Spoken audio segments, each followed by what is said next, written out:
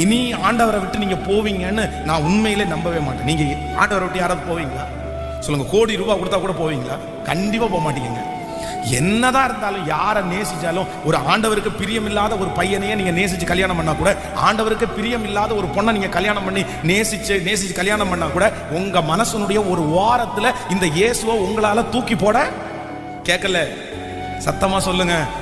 அந்த ஸ்பாட்ல அந்த நேரத்துக்கு வேணா அந்த பையனுக்காக, அந்த பொண்ணுக்காக, அந்த விஷயத்திற்காக நீங்க வேணான்னு நீங்க சொல்லலாமே தவிர, உங்க மனசார இயேசு சாமியை உங்களால தூக்கி போட முடியாது. சோ என்னைக்காவது ஒரு நாள் நீங்க அகைன் நீங்க தேவனிடத்துல வருவீங்க, இரக்கத்திற்காக கெஞ்சுவீங்க, ஆண்டவர் உங்களுக்கு இரக்கம் கொடுப்பாரு, ஆண்டவர் உங்களுக்கு மன்னிப்பாரு. இந்த நம்பிக்கையெல்லாம் எனக்கு இருக்குது.